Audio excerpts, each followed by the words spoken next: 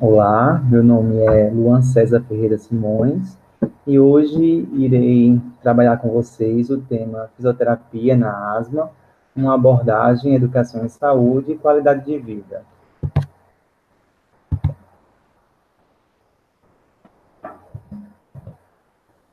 Eu estou professor universitário atualmente, sou graduado em fisioterapia, tenho mestrado também na área de fisioterapia, e sou fisioterapeuta especialista em cardiorrespiratória e também na área de neurofuncional. Abaixo, vocês podem visualizar o link para o meu currículo Lattes.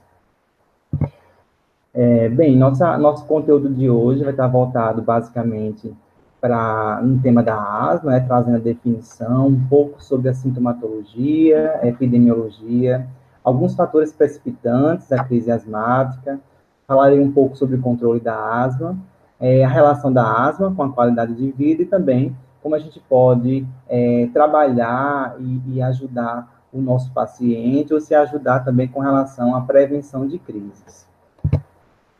Bem, primeiramente, trazendo um pouco dessa definição de asma, de acordo com o Este, a asma é uma doença caracterizada pela hiperreatividade das vias aéreas a vários estímulos.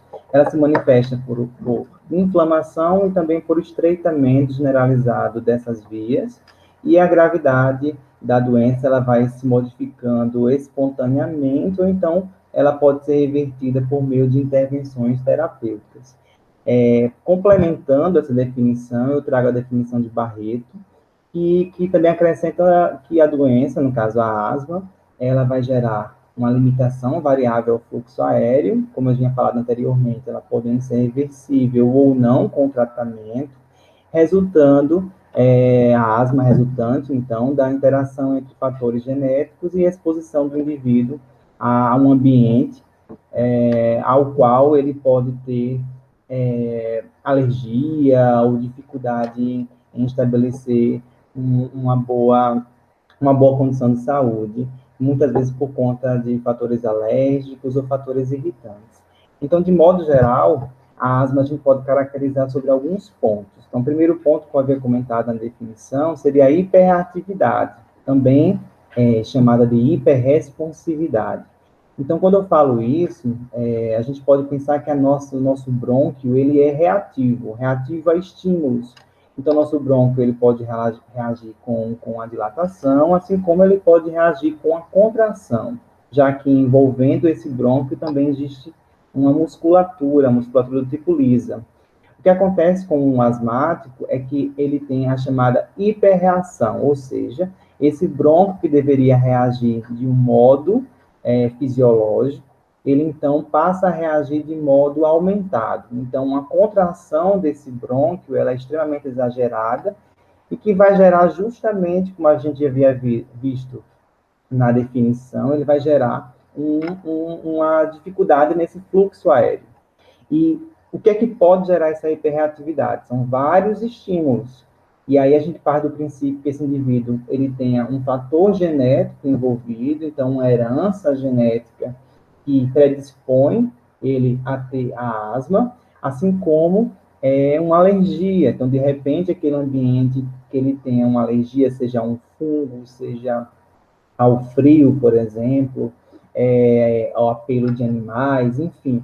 Então, é necessário ter esse fator genético e ter o fator exposição ambiental. E esse estímulo, ele vai gerar justamente um processo inflamatório, e esse processo inflamatório generalizado do brônquio vai fazer com que haja um estreitamento dessas vias aéreas. E aí é nesse estreitamento que a gente vai ter a dificuldade desse indivíduo em respirar, certo? Esse estreitamento, esse processo inflamatório, ele pode ser revertido espontaneamente. Em alguns casos, em caso de crise leve da asma, o indivíduo ele pode ter uma reversão espontânea, ou somente com o uso de broncodilatador ou algum corticoide, por exemplo, que é a reversão sob tratamento. E aí a gente pode ter a reversão completa da crise ou a reversão parcial ou a não reversão dessa crise, naquele momento, no ambiente domiciliar, por exemplo, o indivíduo vai precisar buscar um serviço hospitalar para poder ter sua reversão plena desta crise. Então, de modo geral, a gente tem aqui envolvidos, nesse caso da asma, fatores individuais, que são os fatores genéticos, como havia falado anteriormente, e também os fatores ambientais, que é a exposição daquele indivíduo ao ambiente ao qual, de repente, ele possa ter alergia. Aqui eu tenho uma figura tentando ilustrar para vocês um pouco sobre a condição desse brônquio do nosso paciente. Na primeira imagem, vamos dizer assim, na primeira ilustração, eu tenho um paciente saudável que tem um brônquio com lumen, ou seja, com uma abertura normal, ok?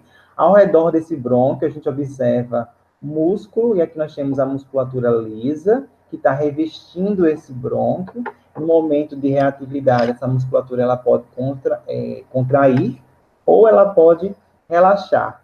E mais adiante, nós temos os nossos alvéolos, que é onde vai haver a nossa troca gasosa, certo?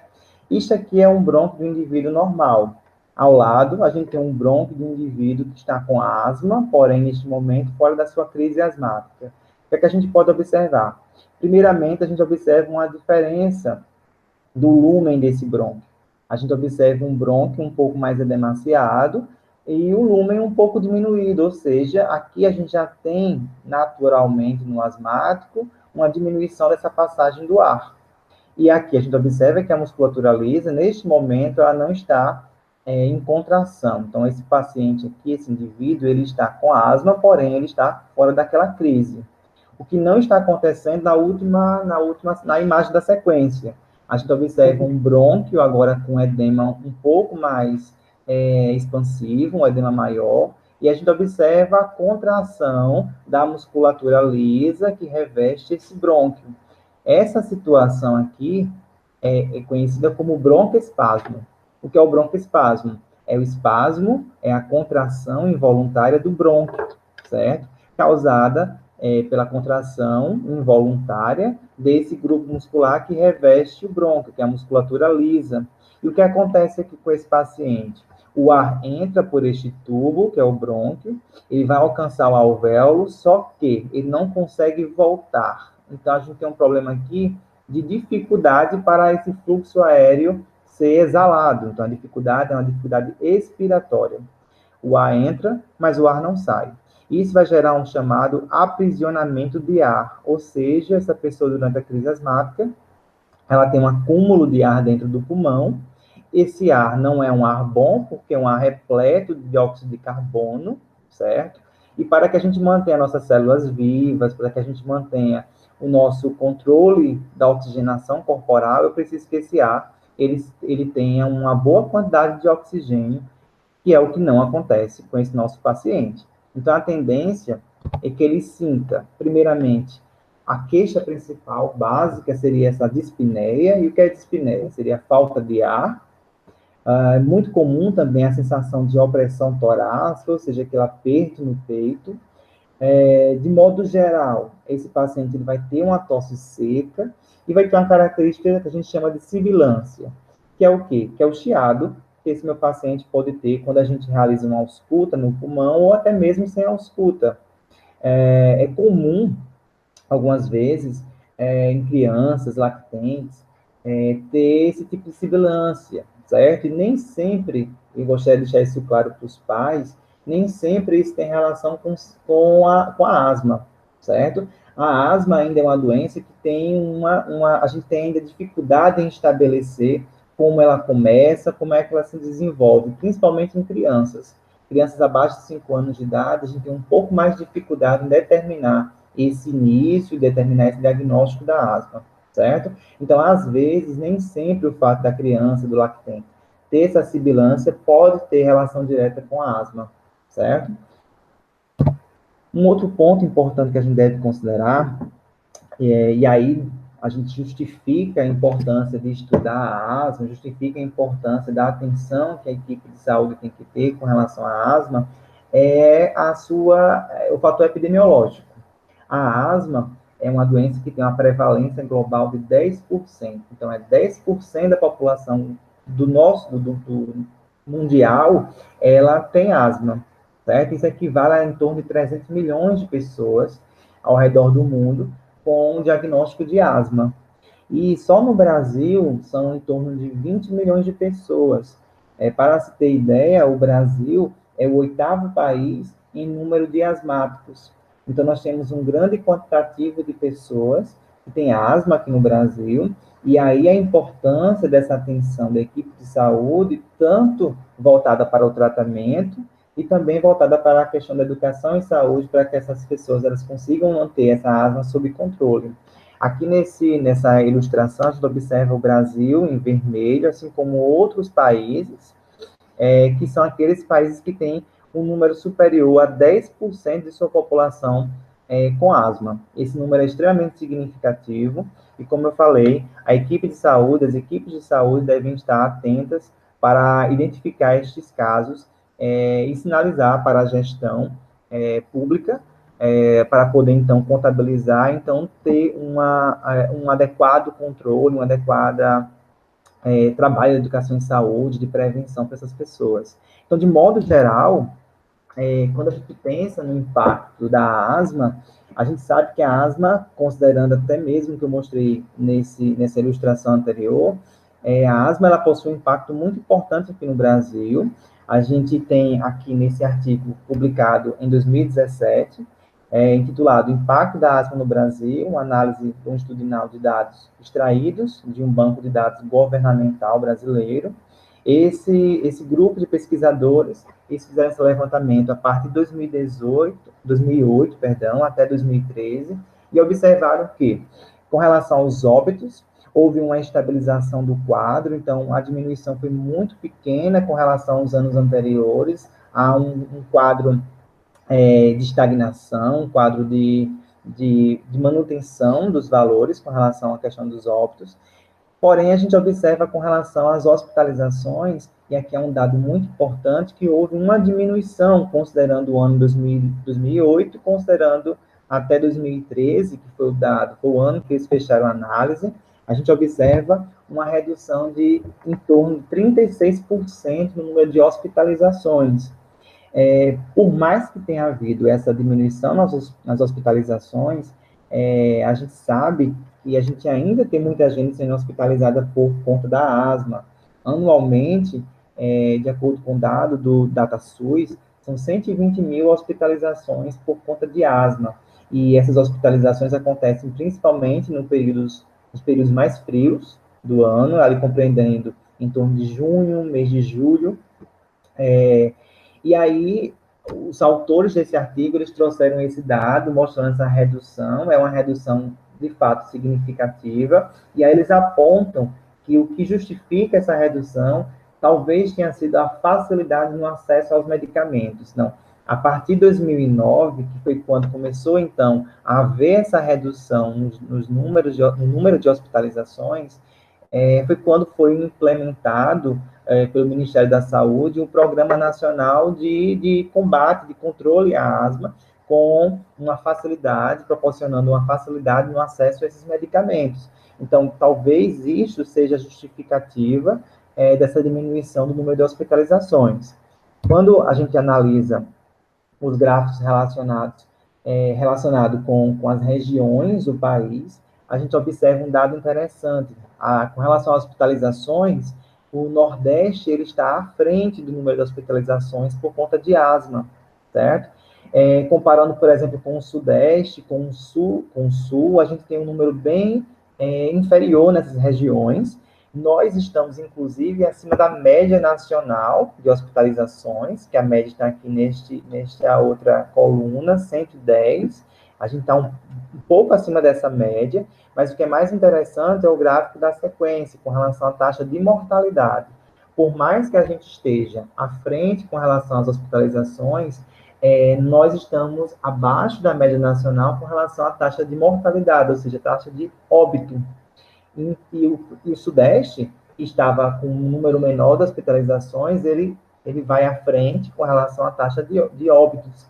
É um dado interessante, que merece ser analisado. Os autores desse estudo, eles não chegaram a conclusão com relação a isto. Eles apontaram a questão da maneira como esses dados foram coletados, a maneira como esses dados foram armazenados, não sabe se até certo ponto o quanto eles podem ser confiáveis, e aí eles colocam essa necessidade de uma análise mais aprofundada do ponto de vista regional para entender um pouquinho como uma região como o Sudeste, que tem uma taxa de hospitalização menor, ela pode saltar com relação à taxa de mortalidade, ficando, inclusive, acima da média nacional com relação à mortalidade. Só para concluir essa questão do impacto e da questão de mortalidade, é importante salientar que no Brasil, aproximadamente 5 pacientes morrem diariamente por conta de asma. Então, essa aqui é uma média, considerando a média nacional, considerando todas as regiões do país. Então, esse é um dado extremamente relevante quando a gente pensa em dado epidemiológico, e aí a gente precisa fazer uma análise específica, talvez uma análise regional, para entender um pouquinho esse fenômeno que tem acontecido, que foi apontado por este estudo. E, de modo geral, considerando esses aspectos, aí entra um papel muito importante da gestão pública, que é ver o paciente, ver o cidadão de modo geral, e aí trazer, neste caso, com relação às políticas públicas de saúde, tentar, de algum modo, fazer com que essas pessoas, elas sintam-se, estejam livres dos sintomas relacionados à asma, ou seja, com que haja menos crises, ou seja, a gente possa prevenir as crises asmáticas, e assim, prevenindo, a gente consegue fazer com que essas pessoas tenham uma vida normal ou próxima do normal, ou seja, fazer com que a população seja mais ativa. Então, esse é o objetivo da gestão pública, das políticas públicas de saúde voltada para a asma. Então, a gente precisa, para alcançar esse objetivo principal, que é tornar as pessoas aptas a viverem sem asma, sem crise, enfim, ter uma condição de vida normal. Para isso, eu preciso que essas pessoas tenham um atendimento, tenham um tratamento individualizado com relação à sua medicação, com relação à sua dosagem, a frequência de uso do seu medicamento, assim como é importante que elas tenham uma compreensão com relação aos seus sintomas, para que então a gente possa evitar que aconteçam essas crises. E aí, para que a gente evite toda essa ocorrência de crise, a gente precisa entender um pouquinho os fatores que estão relacionados, tanto à precipitação, ou seja, aquele fator que pode ser um fator gerador de crise, como aqueles fatores que podem ser também geradores de um agravamento, de uma piora de uma crise, certo? E aí, o primeiro desses fatores que eu coloco aqui como sendo os mais importantes são fatores alergênicos. O que significa dizer isso? São as relações atópicas, ou seja, são os fatores, as alergias que esse indivíduo ele pode vir a ter. Então, alergia a fungos, alergia, como eu falei no início, a pelos de animais, alergias a ambientes fechados, alergia a condições específicas, a pólen, por exemplo. Então, esses fatores alergênicos são preponderantes, são extremamente importantes para o controle da asma, certo? Assim como os fatores irritantes, que são geralmente fatores químicos, como, por exemplo, tintas, como, por exemplo, ambientes que tenham cheiros fortes, formol, por exemplo. Tudo isso pode desencadear uma crise ou pode agravar a crise do indivíduo. Falei também um pouquinho sobre as condições climáticas, então, em épocas mais frias do ano, a gente vai ter um maior índice, maior incidência de hospitalização, de crises asmáticas, e até mesmo fora das épocas mais frias, mas um indivíduo que tem uma sensibilidade aumentada à questão do frio e diante de um ar-condicionado, por exemplo, de um ambiente muito frio, ele pode vir a desencadear a crise asmática. Um outro ponto importante a ser considerado são as infecções respiratórias. A gente sabe que quanto mais infecções esse indivíduo ele vem a ter, maior é a propensão do desenvolvimento de crises, certo? Nós temos também o exercício físico. Em torno de 70% dos pacientes asmáticos, eles têm relação com o exercício físico. O exercício físico é um fator desencadeante. Então, a gente tem que entender um pouquinho, não eliminar o exercício da rotina dessa pessoa, mas entender compreender o quanto, vamos dizer assim, com relação à intensidade, o quanto de exercício ela pode fazer, né? A gente vai analisando individualmente cada caso, e aí compreendendo a intensidade, a intensidade limítrofe, vamos assim colocar, para esse indivíduo, esse paciente, via realizar exercício e evitar as crises. Fatores emocionais também podem estar relacionados, pessoas que estão em crises emocionais, elas podem gerar um broncoespasmo, e aí ter essa restrição ao fluxo aéreo e causar uma crise importante asmática.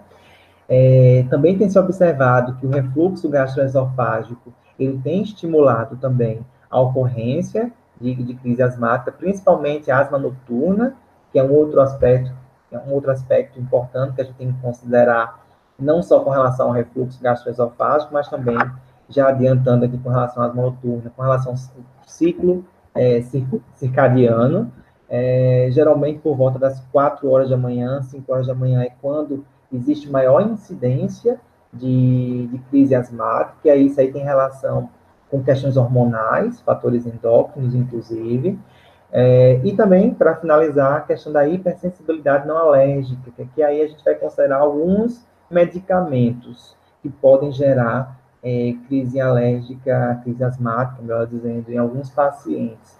E aí é interessante saber qual medicamento, qual medicação de repente desencadeie ou possa gerar um agravante nessa crise asmática do nosso paciente. Então, de modo geral, esses são os fatores, os principais fatores. Obviamente, aqui a gente pode considerar outros fatores, como, por exemplo, o próprio tabagismo, indivíduos fumantes, seja fumante passivo, fumante ativo, existe uma relação direta com a questão da crise asmática, né? Enfim, e tantos outros fatores que podem estar relacionados, que merecem ser avaliados individualmente em cada um dos nossos pacientes, enfim, dos nossos familiares ou pessoas que tenham asma. E aí uma questão que sempre é perguntada com relação e aí, a asma, ela tem cura, certo? Então, as pessoas, volta e meia, elas vêm perguntar com relação a esse tipo de situação, e aí já é importante deixar claro que a asma, ela não tem cura, a asma, ela tem controle, né? Então, muitas vezes, uma pessoa, ela teve uma infância asmática, vamos assim dizer, e aí na fase adulta ela conseguiu eliminar pelo menos as crises, e aí ela conseguiu eliminar por quê? Porque ela conseguiu controlar de repente fatores que desencadeavam essa crise. E aí eu coloco alguns pontos importantes que a gente pode considerar como tendo uma asma controlada. O primeiro ponto seria o controle dos sintomas, tanto diurnos quanto noturnos. Então, quanto mais controle você tem dos sintomas, mais a sua asma em si ela está controlada. É importante salientar que a ausência de limitação às atividades físicas é um ponto importante para ser considerado com relação ao controle da asma. Então, o indivíduo que tem, não há limitações com relação às atividades, às práticas de atividade física ou exercício físico em si, se não tem dificuldade, não tem limitação a isso, possivelmente a asma dessa pessoa é uma asma controlada. Essa pessoa que também tem asma controlada, ela geralmente não precisa fazer uso continuado da medicação, ou seja, como ela não tem sintomas recorrentes, ela quase não precisa fazer uso de medicação para alívio dos sintomas asmáticos. A função pulmonar dela está normal ou próxima do normal. E um outro ponto importante para se considerar a asma controlada seria a ausência de exacerbações, ou seja, a ausência de crises asmáticas.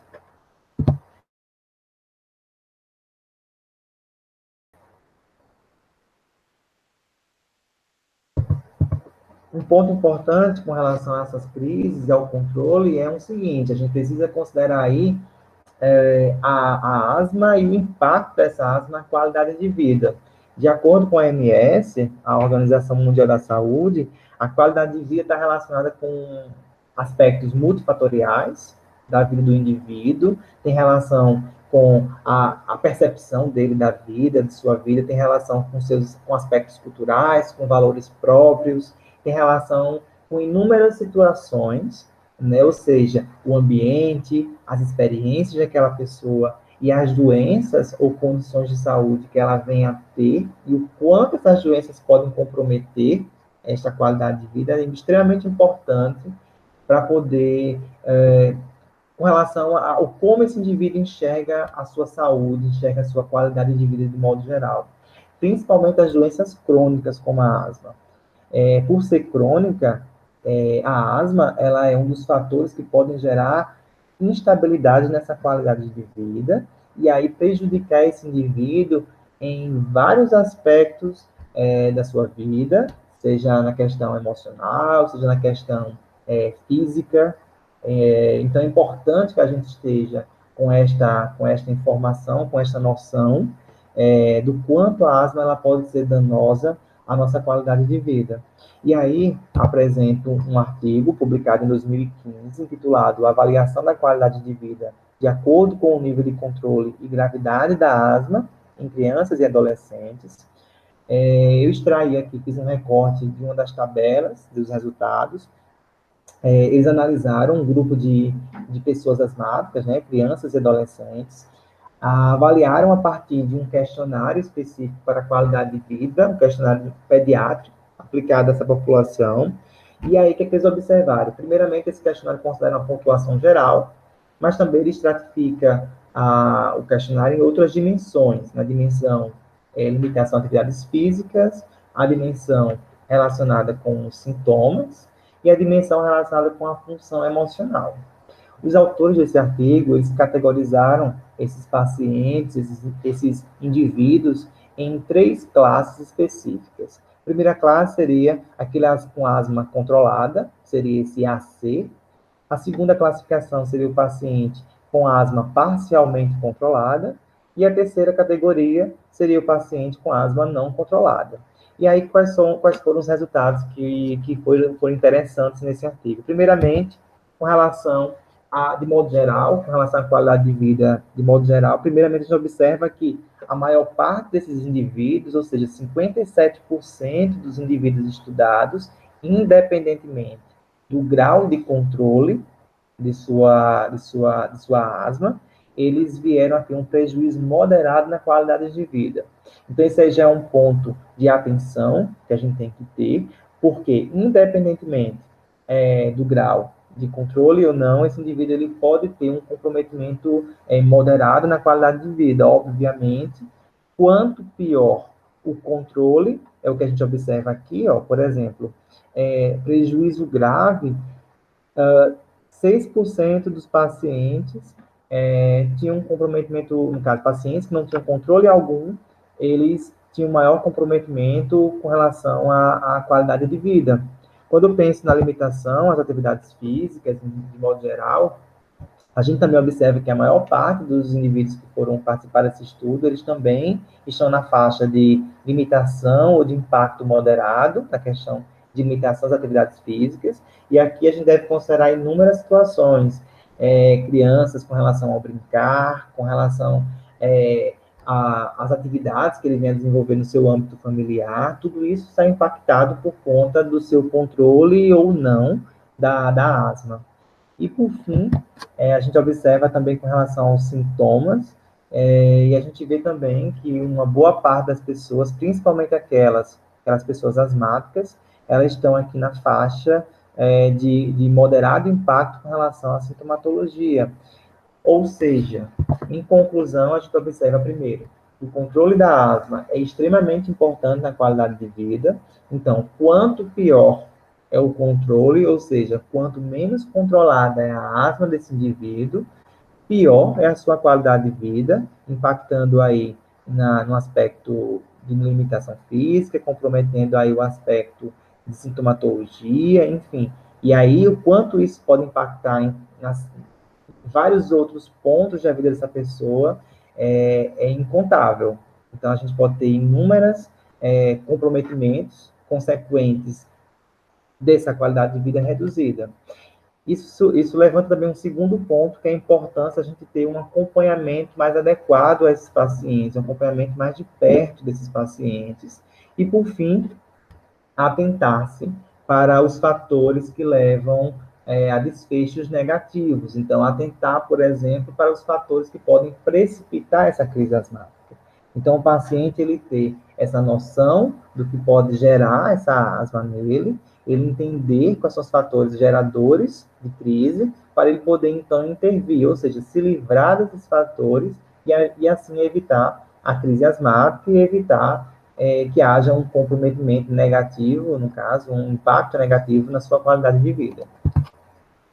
De modo geral, a gente pode considerar que o tratamento desse nosso paciente vai ser voltado para a manutenção da boa qualidade de vida, ou seja, fazer com que ele tenha menos crises e assim possibilitar que esses sintomas estejam minimizados, de preferência ausentes, para que ele possa executar suas habilidades, ter sua capacidade funcional de modo adequado. Então, sem limitar seu trabalho, sem limitar sua prática de atividade física, atividade esportiva, enfim.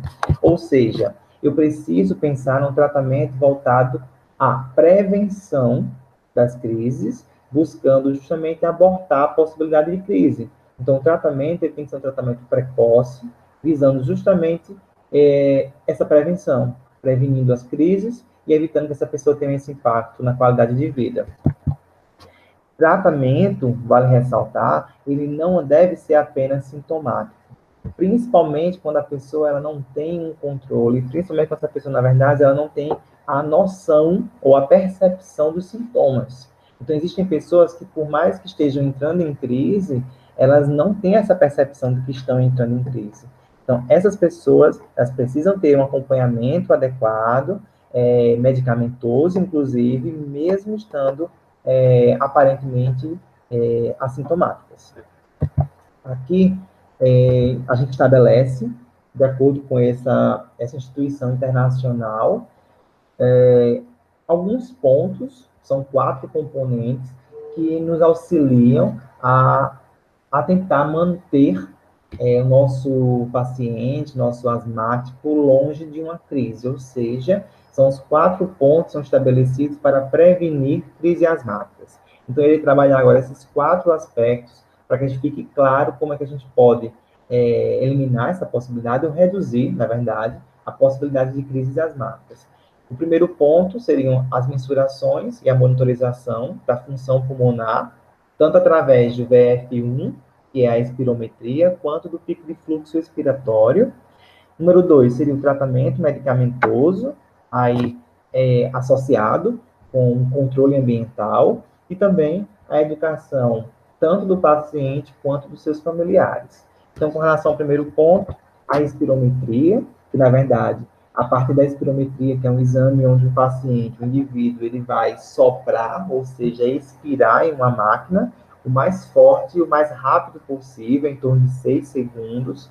Ele vai expirar nessa máquina e aí a gente vai conseguir determinar se existe ou não uma obstrução àquele fluxo aéreo, certo? E aí existe a possibilidade de, além de diagnosticar esse paciente com obstrução, existe também a possibilidade de monitorar a situação da função pulmonar desse paciente, observando sempre VF1, que significa volume respiratório forçado no primeiro segundo. Esse volume ele tem que estar acima de 80% do que é previsto para aquele paciente, para aquela idade específica do nosso paciente. Então, sempre acompanhar como é que está o VF1 desse nosso paciente para saber se existe ou não uma obstrução importante ou existe algum grau de disfunção importante no pulmão do nosso paciente. O segundo ponto, também dentro desse aspecto, é o pico de fluxo expiratório, é que eu chamo a atenção para quem é asmático, para quem tem um familiar asmático, ou para quem tem algum paciente, trata pacientes asmáticos, a importância de se adquirir um aparelho como esse, que é chamado de PicFlu, é um aparelho barato, está no mercado, custa em torno de R$ 30. Ele mede o fluxo expiratório máximo do paciente, ou seja, o paciente vai inserir um bocal aqui nessa região e aí ele vai soprar, ou seja, ele vai soltar, exalar o ar com força, o máximo possível, em o menor tempo possível, em torno de 2 segundos, ele tem que soltar o ar com o máximo de força. E aí esse equipamento, ele nos ajuda a monitorizar a situação do nosso paciente, principalmente aquele que tem baixa percepção dos sintomas, como eu havia falado anteriormente. E o que é estabelecido na literatura é que esse paciente ele vai ter que fazer esse acompanhamento do pico de fluxo respiratório, observando reduções, se houver reduções maiores, ali de 20% do seu melhor pico de fluxo, é um ponto de atenção que esse indivíduo precisa estar atento para eliminar a possibilidade de entrar numa crise. Então, variações, ou seja, reduções de 20% a 30% do pico de fluxo é um aspecto importante que deve ser considerado como um sinalzinho de alerta que a gente tem que ter. Como é que funciona esse equipamento? Então, o paciente, como eu falei, ele insere um bocal aqui, certo? E aí ele vai fazer uma expiração. O importante é que ele feche os lábios, vedando completamente a saída de ar. Ele pode ou não colocar, fechar o nariz, de modo geral não é necessário, o fluxo ele sai todo pela boca. O importante é fechar bem a boca aqui no bocal e aí soprar com o máximo de força. O que acontece? A gente vai ter um medidor aqui dentro. No momento que sopra, esse medidor ele vai alcançar um nível e ele vai parar nesse nível. Este é o seu valor de pico de fluxo. É aí que está o seu pico de fluxo expiratório. O que é que a gente recomenda? Quando adquire esse equipamentozinho, o importante é que você faça uma semana, pelo menos, um diário, acompanhando com medidas matutinas, principalmente quando acorda, e no final da tarde, início da noite, fazer outras medidas. Você faz 3 medidas. E aí você vai observar qual é o seu melhor pico de fluxo expiratório. Então, você faz dias seguidos, sequenciada, e observa qual foi o seu melhor pico matutino, ao acordar, por exemplo, e qual foi o seu melhor pico de fluxo expiratório vespertino. E aí você, anotado essa informação, tendo essa informação em mãos, você consegue, diante de uma suspeita, de repente, de crise, você consegue estabelecer se você está, por exemplo, acima, dentro do esperado, ou se você está com redução desse pico de fluxo expiratório, considerando que quanto maior a redução, mais grave é, de repente, aquela crise, mais grave é aquela obstrução. O segundo ponto do nosso trabalho aqui, com relação aos componentes, é o tratamento medicamentoso. E aqui eu chamo a atenção que os fatores de risco ambientais, ou seja, aquele ambiente com pólen, aquele ambiente úmido, aquele ambiente frio, que gera uma crise asmática, ele também gera, eu até mostrei na primeira imagem que a gente viu, ele gera também uma inflamação no brônquio, certo? E é esta inflamação que vai reduzir, por exemplo, o lumen daquele brônquio, ou seja, vai gerar aquela dificuldade na passagem do ar, ou seja, vai gerar uma limitação ao fluxo aéreo.